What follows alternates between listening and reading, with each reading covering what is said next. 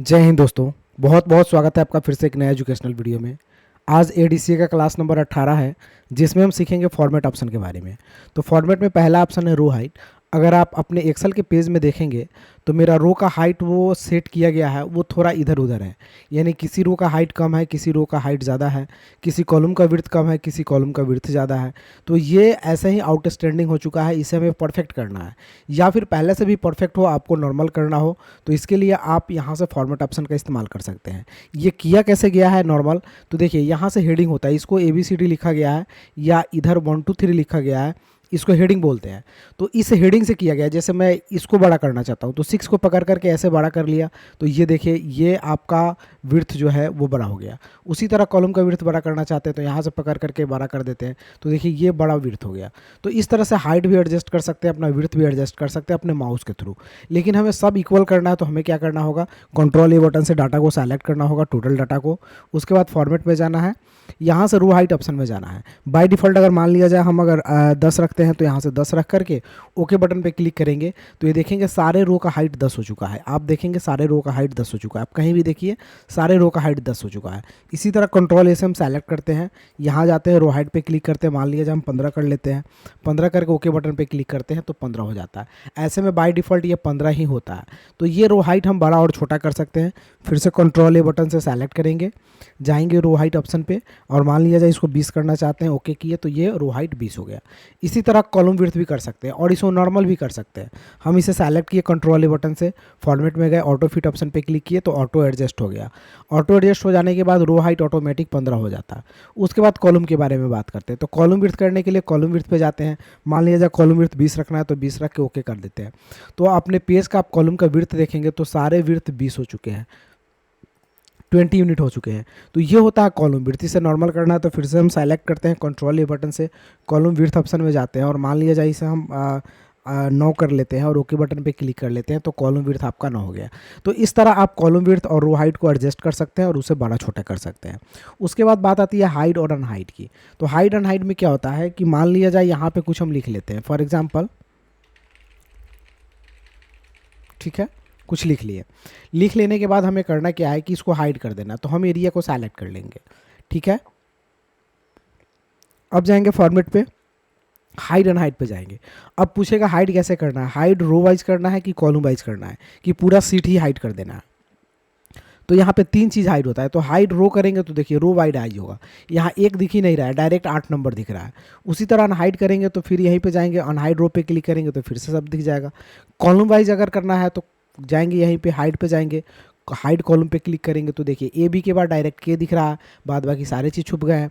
फिर से दिखाना है तो फिर फॉर्मेट में जाएंगे, हाइड एंड हाइड पे जाएंगे और अनहाइड कॉलम पे क्लिक करेंगे, फिर दिखेगा। इसी तरह पूरा सीट ही छुपा देना है तो हम इसी जगह पे जाएंगे, हाइड एंड हाइड पे जाएंगे, हाइड सीट पे क्लिक करेंगे, ओके करेंगे। हाइड सीट करने के लिए दोस्तों एक और सीट की ज़रूरत होती है, तो एक और सीट ले लेते हैं हम। अब ये सीट हाइड हो जाएगा, तो हाइड पे जाते हैं, हाइड एंड हाइड पे जाते हैं और यहाँ से हम कर लेते हैं हाइड सीट, तो ये सीट आपका हाइड हो जाएगा। फिर से उस सीट को दिखाने के लिए क्या करेंगे, फॉर्मेट में जाएंगे, हाइड एंड हाइड पे जाएंगे, अनहाइड सीट पे क्लिक करेंगे और ओके करेंगे, तो ये सीट आपका पुनः दिख जाएगा। तो इसको बोलते हैं हाइड और अनहाइड ऑप्शन।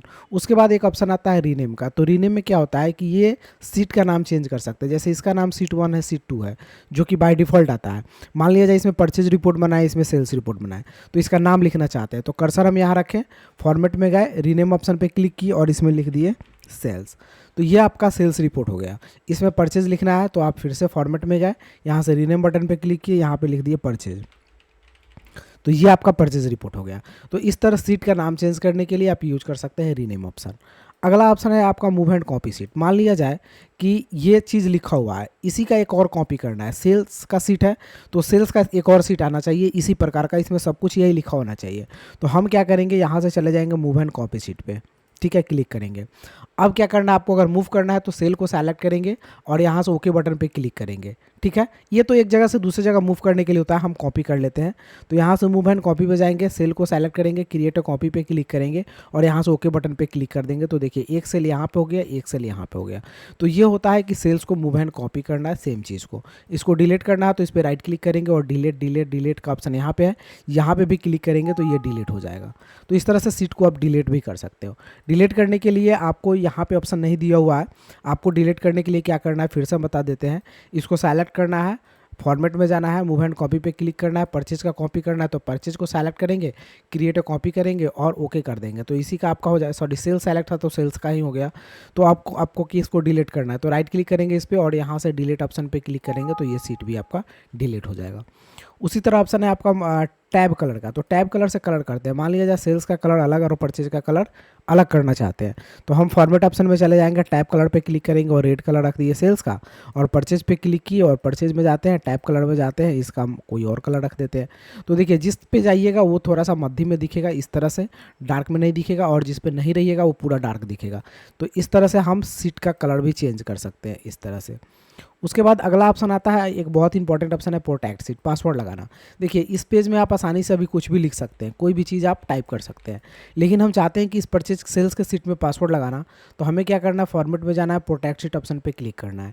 यहाँ पूछेगा password to unprotect sheet, तो पासवर्ड में यहाँ हम पासवर्ड डालेंगे, ओके करेंगे, फिर पूछेगा रीपासवर्ड, तो रीपासवर्ड में वही पासवर्ड डालेंगे और ओके कर देंगे। तो ये सीट में पासवर्ड लग चुका है, अब इसमें कुछ भी नहीं लिखाएगा, जो कुछ भी लिखिएगा तो इसी तरह आपसे पासवर्ड पूछेगा, आप कुछ लिखेगा ही नहीं। और डिलीट भी कीजिएगा तो यहाँ से डिलीट नहीं होगा, आप डिलीट भी करेंगे तो यहाँ से डिलीट नहीं होगा। तो ये होता है प्रोटेक्ट। फिर से पासवर्ड हटाने के लिए उसी जगह पे जाना है, यही ऑप्शन ऑन प्रोटेक्ट बन जाता है। लॉक सेल भी और फॉर्मेट सेल भी इसी से रिलेटेड होता है। तो यहाँ से ऑन प्रोटेक्ट ऑप्शन पे क्लिक करना है, जो पासवर्ड आप डाले थे वही पासवर्ड पुनः डालना है, ओके बटन पे क्लिक कर देना है। अब ये पासवर्ड ओपन हो जाएगा, उसके बाद जो कुछ भी चाहते हैं लिख सकते हैं और जो कुछ भी चाहते हैं यहाँ से डिलीट कर सकते हैं। तो ये फॉर्मेट मेन्यू का सारा ऑप्शन आपका कंप्लीट हो चुका। अब हम ऑटो सम भी देख ही लेते हैं। ऑटो सम करने के लिए क्या होता है कि जैसे कि कोई नंबर लिखा हुआ आपके पास, ठीक है, हमें सबको सम करके यहाँ लाना है, तो हम सबको सेलेक्ट करेंगे, जहाँ लाना है वहाँ तक सेलेक्ट करेंगे। अगर 2 सेल छोड़ करके लाना है या उसी में 1 सेल के बाद लाना है या 1 सेल छोड़ करके लाना है, वहाँ तक सेलेक्ट करेंगे। ऑटो सम के छोटा सा पॉइंट पे क्लिक करेंगे, इसमें ढेर सारे ऑप्शन है, सम करना, एवरेज निकालना, काउंट नंबर करना, मैक्स करना और मिनिमम करना। तो सम पे क्लिक करेंगे तो सारे डाटा को जोड़ करके यहाँ ला देगा। उसी तरह इसी पे जाएंगे, एवरेज पे क्लिक करेंगे तो सबका एवरेज निकाल करके ला देगा। उसी तरह यहाँ जाएंगे, काउंट नंबर पे क्लिक करेंगे तो सेल की संख्या काउंट करके बता देगा कि कितना सेल में लिखा हुआ है। मैक्स पे क्लिक करेंगे तो सबसे बड़ा वैल्यू बता देगा, यानी मैक्सिमम वैल्यू, और मिन पे क्लिक करेंगे तो सबसे छोटा वैल्यू बता देगा, यानी सॉरी मैक्सिमम सबसे बड़ा वैल्यू और छोटा सबसे मिनिमम वैल्यू। तो ये चीज़ आप यहाँ से देख सकते हैं। जैसे मान लिया जाए कि ये डाटा लिखा हुआ है, फॉर एग्जाम्पल इसे मुझे सबसे मैक्सिमम वैल्यू देखना है, तो हम क्या करेंगे, डाटा को सेलेक्ट करेंगे, एक सेल हम यहाँ पे ज़्यादा सेलेक्ट करेंगे और यहाँ पे जाएंगे और मैक्स पे क्लिक कर देंगे तो ये सबसे मैक्सिमम वैल्यू यहाँ पे दिख जाएगा। उसी तरह अगर आप मिन पे क्लिक कर दिए तो सबसे छोटा दिख गया, सम करना है तो सम पे क्लिक कर दिए तो ये सम यहाँ पे पहले पूरा को सेलेक्ट करना होगा। जैसे मान लिया जाए ये डाटा आपके पास, हम एरिया को सेलेक्ट कर लिए और यहाँ पे जाकर के ऑटो सम या सम पे क्लिक किए तो सबको जोड़ करके बता देगा। तो ये होता है ऑटो सम ऑप्शन। उसी तरह फिल का भी थोड़ा सा टॉपिक ले लेते हैं। फिल तो ऑप्शन 12 है, लेकिन जैसे मान लिया जाए यहाँ पे एक वर्ड लिखा हुआ है IICT, अगर यही IICT नीचे मुझे यहाँ तक लिखना है तो हम क्या करेंगे, डाटा को सेलेक्ट करेंगे, फिल ऑप्शन पे जाएंगे और अगर हम सेलेक्ट डाउन की तरफ किए हुए हैं तो डाउन पे क्लिक करेंगे तो सब में सेम वर्ड आ जाएगा। इसी तरह राइट की तरफ इस तरह आपका किया हुआ है और फिल ऑप्शन में जाएंगे और राइट ऑप्शन पे क्लिक करेंगे तो सब में सेम चीज़ लिखा जाएगा। यही चीज़ फिल किया हुआ है अगर इधर तक, तो इसी में क्या जाएंगे हम, यहाँ से फिल ऑप्शन में जाएंगे, लेफ्ट की तरफ क्लिक करेंगे तो सब में लिखा जाएगा। उसी तरह ऑप की तरफ आपको करना है तो आप एरिया को सेलेक्ट करें और ऑप की तरफ सेलेक्ट करें। सेलेक्ट करने के बाद फिल में जाएंगे, ऑप बटन पे क्लिक करेंगे तो ऊपर की तरफ फिल हो जाएगा। तो ये होता है फिल से रिलेटेड ऑप्शन, जो कि आप आसानी से कोई भी डाटा को फिल कर सकते हैं। इसके आगे भी फिल में ढेर सारे ऑप्शन है जिसे हम एक एक करके जानेंगे। तो यहाँ पे फिल ऑप्शन में जाएंगे तो और भी ऑप्शन है, जैसे सीरीज़ का काम है तो सीरीज़ का काम हम अगले क्लास में जानेंगे। आज के लिए इतना ही, फिर मिलते हैं अगले वीडियो में। दोस्तों अगर आप पूरा वीडियो नहीं देखे हैं तो प्लेलिस्ट में जाइए और ADCA का क्लास नंबर 1 से आप जरूर वॉच कीजिए ताकि ADCA आपका अच्छा से कंप्लीट हो सके। फिर मिलते हैं अगले वीडियो में, तब तक के लिए जय हिंद, आपका दिन शुभ हो। Thank you for watching.